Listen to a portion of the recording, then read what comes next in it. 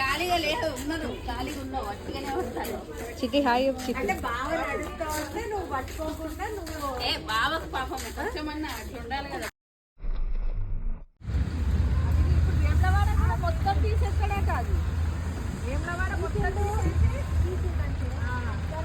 అన్ని అనర్థాలు జరుగుతున్నాయి.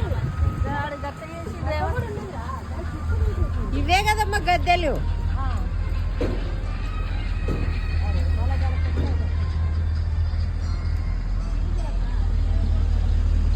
వర్క్ జరుగుతుంది కదా.